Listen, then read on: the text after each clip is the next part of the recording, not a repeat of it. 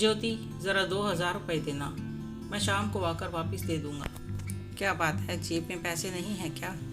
तुम्हें क्या फ़र्क पड़ता है? 2,000 रुपये देकर पूरी तनख्वाह तो तुम्हारे हाथ में रख देता हूँ।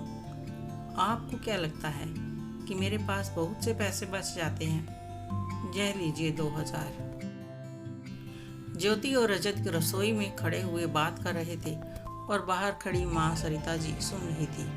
रजत ऑफिस के लिए निकल गया और सरिता जी ने ज्योति से कहा, बहू, जब मेरा बेटा सारी सैलरी तुम्हें दे देता है तो तुम्हें भी उसके खर्चे का ख्याल रखना चाहिए। ज्योति चुपचाप अपने काम में लग गई। उस समय तो बात आई गई हो गई, पर आज ज्योति बहुत परेशान थी। उसे घर के खर्चों की चिंता सताई जा रही थी।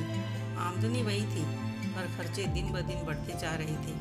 पिछले महीने कार भी बेच दी थी, तो भी सास ने ज्योति को ही दोषी ठहराया था कि वह फिजूल खर्च है।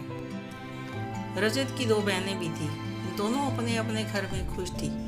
जब भी घर आती थी खर्चा तो बढ़ता ही था, और माँ के कहे अनुसार उन दोनों को उनकी हैसियत के मुताबिक उपहार देने होते थे, और पापा जी जो देते थे सो अलग। फिर उनके जाने के बाद ज्योति बजट को कैसे बैलेंस करती थी, यह रजत भी नहीं जानता था। इस साल गर्मी की छुट्टियों में दोनों बहनें अपने 2-2 बच्चों के साथ घर आई थी। उस वक्त जो खर्च हुआ सो हुआ। विदाई के वक्त भी कम से कम 25 से 30,000 रुपये का खर्च आ ही गया था। लेकिन रजत इतनी छोटी छोटी बातों की परवाह नहीं करता था। वह दोनों बहनों का छोटा भाई था, फिर भी बड़े भाई की तरह अपनी बहनों से स्नेह करता था। इस बार भी वह अपनी सैलरी खत्म कर चुका था और थोड़ा सा कर्जा भी लेना पड़ा था, क्योंकि इस बार बिजली का बिल भी डबल था। कुल मिलाकर हर चीज़ में डबल खर्चा हो गया था। 2 महीने के लिए उसने मेड को भी हटा दिया था। पिछले 2 साल से रजत के माँ पापा भी गांव का घर छोड़कर शहर में ही आ गए थे। बच्चे भी बड़े हो रहे थे, दोनों स्कूल जाते थे। पापा जी भी 7 साल पहले सरकारी नौकरी से रिटायर हो चुके थे। उनकी पेंशन हर महीने बैंक में जमा हो जाती थी, लेकिन कुछ देते नहीं थे। सभी खर्चे रजत ही उठाया करता था। एक दिन अचानक ज्योति को काम करते करते चक्कर आया और वह बेहोश होकर गिर पड़ी। सास ससुर ने जैसे तैसे उसे संभाला, पलंग पर लिटाया, रजत को फ़ोन किया और डॉक्टर को भी बुलाया। रजत के घर आने से पहले डॉक्टर भी आ चुका था। डॉक्टर ने ज्योति का चेकअप किया। उसने कुछ टेस्ट लिख कर दिए और कहा कि इनमें खून की कमी है, इन्हें अच्छी डाइट की ज़रूरत है और इनको आराम की भी ज़रूरत है। बाकी रिपोर्ट आने पर ही पता चलेगा। सास ससुर दोनों ज्योति के सिरहाने बैठ गए। रजत ने डॉक्टर को फीस देकर वापस भेज दिया और ज्योति के पास आया। सरिता जी रसोई में चली गई और रजत ज्योति के पास था। रजत के पिता मदन जी रसोई में गए और सरिता जी से पूछा कि क्या हुआ होगा बहू को। होगा क्या, बस सास से काम कराने के लिए ड्रामा कर रही है और कुछ नहीं। सब काम हो जाएगा तो उठकर बैठ जाएगी। अच्छी तरह से जानती हूँ। ससुर जी बहू के कमरे की तरफ गए।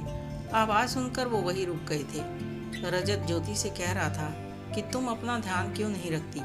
सारी की सारी सैलरी तुम्हारे हाथ में होती है। घर के साथ साथ अपनी सेहत का भी ध्यान तो रखा करो। आप तो कह देते हैं कि सैलरी मेरे हाथ में देकर निश्चिंत हो गए, पर मैं किसे कहूँ, खर्च पूरे नहीं हो रहे। बच्चों की पढ़ाई कितनी महंगी हो गई है। आपको शायद पता नहीं कि पिछले 6 महीनों से मैंने तो दूध तक नहीं पिया। कभी तबीयत बिगड़ी तो चाय के साथ गुजारा किया। आए गए का खर्च वह भी तो सैलरी से ही पूरा करना होगा, और इसलिए मैंने मेड को भी हटा दिया है। पूरा दिन घर के काम में लगी रहती हूँ। दूध दही भी नहीं खाती। ड्राई फ्रूट तो बहुत दूर की बात है, लेकिन ड्राई फ्रूट्स और फल तो घर में आते हैं, तो तुम क्यों नहीं लेती? मैं भी ये खाने लगी तो बच्चे और मम्मी पापा को क्या दूंगी? आपने ही तो कहा था कि मम्मी पापा को किसी चीज़ की कमी महसूस नहीं होनी चाहिए। अगर माँ पापा या बच्चों को किसी चीज़ की कमी आ जाए तो आप मुझे सैलरी सुना देते हैं। अपना पेट तो काट सकती हूँ, पर किसी और को तो कमी नहीं आने दी। मेड को हटाया तो मुझे दोष मिला कि मैं माँ से काम कराना चाहती हूँ। खुद के पास जो सेविंग्स थी वह भी ख़त्म हो गई। भली चंगी नौकरी करती थी, वो भी छुड़वा दी। अब ये टेस्ट कराने का नया खर्चा, मैं तो नहीं कराऊंगी। टेस्ट कराए तो डॉक्टर डाइट भी लिख देगा और दवाइयाँ भी। ये सब रहने दो, मैं ठीक हूँ। अब तो मैं फिर से जॉब कर सकती हूँ। बच्चे भी बड़े हो रहे हैं, वे भी अपना आप संभालना सीख लेंगे और खर्च भी पूरे हो जाएंगे। बस अब मुझे नौकरी करने से मत रोकिएगा। और दवाइयों की मुझे कोई ज़रूरत नहीं है। मैं कल से ही जॉब ढूंढने में लग जाऊंगी। बस सुबह शाम मेरे काम में थोड़ा हाथ बटा दिया करो। मैं ज़्यादा से ज़्यादा मेहनत करने की कोशिश करूंगी। आप मेरे होते हुए कोई चिंता मत करो। मिलकर मेहनत करेंगे तो कोई कमी नहीं रहेगी। सरकारी नौकरी मिल जाए तो रिटायर होने पर पेंशन भी हमारे बच्चों के काम आएगी। यह सब सुनकर मदन जी सोच में पड़ गए कि हम पिछले 2 साल से यहाँ पर हैं, कभी घर खर्च के लिए एक पैसा भी नहीं दिया। उल्टा सरिता हर बात के लिए बहू को दोषी ठहरा देती है। और हम ऐसे कैसे स्वार्थी लोग हैं कि अपना बोझ बच्चों पर डाल दिया पर कभी खर्चा नहीं किया।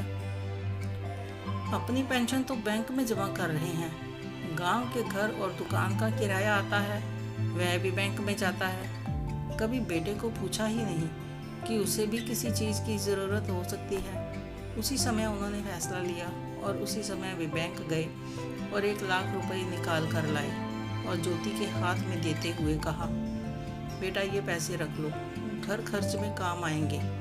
पर पापा जी, आज कल में रजत की सैलरी आ ही जाएगी, आप रहने दीजिए। क्यों बेटा, क्या इस घर पर मेरा कोई अधिकार नहीं? ऐसा क्यों कह रहे हैं पापा जी? ये तो आपका ही घर है। अगर ऐसा है तो पकड़ो ये पैसे और निश्चित होकर खर्च करो। रजत के आने पर मदन जी ने उसे कहा, अब से गांव के घर और दुकान से आने वाला किराया तुम्हारे अकाउंट में आया करेगा। मैंने तुम्हारा अकाउंट नंबर गांव में किराएदारों को दे दिया है और तुम हर महीने चेक कर लेना। लेकिन पापा, बेटा मैं भूल ही गया था कि समय के साथ खर्चे बढ़ते हैं। बेटा तुम मुझसे भी तो कह सकते थे, इतनी मुश्किलों से गुजारा कर रहे थे, अपने बाप को बताया तक नहीं। मेरे होते हुए इतनी दिक्कतों का सामना किए जा रहे हो और पैसों की ज़रूरत पड़े तो बेझिझक होकर मुझसे कह दो। लेकिन पापा, यह तो आपकी जमा पूंजी है, आपके बुढ़ापे में काम आने वाली। बेटा आज तुम्हारा हाथ तंग है और मैं इस पर कुंडली मार कर बैठा रहूं यह सोचकर कि मेरे बुढ़ापे में काम आएगा, तो क्या तुम मेरे बुढ़ापे का सहारा नहीं हो? तुम दोनों हमारा इतना ख्याल रखते हो कि हमें तो पैसे की चिंता करनी ही नहीं चाहिए, बल्कि तुम्हें ज्योति और खुद के स्वास्थ्य का पूरा ख्याल रखना चाहिए। तभी तो तुम लोग हमारे बुढ़ापे में हमारा सहारा बनोगे। ज्योति और रजत दोनों एक दूसरे को देख रहे थे और समझ गए कि पापा ने उनकी सारी बातें सुन ली थी। पापा ने फिर से कहा, बेटा रुपए पैसे की वजह से तुम लोगों को कोई परेशानी नहीं होनी चाहिए। मेरे अकाउंट में लाखों रुपए पड़े हों और मेरे बच्चे कर्ज में डूबे हों तो क्या फ़ायदा इन पैसों का? इस पैसे की ज़रूरत हमें नहीं बल्कि तुम्हें है और हमें ज़रूरत है हमारे बच्चों की। बस अब तुम कुछ नहीं कहोगे।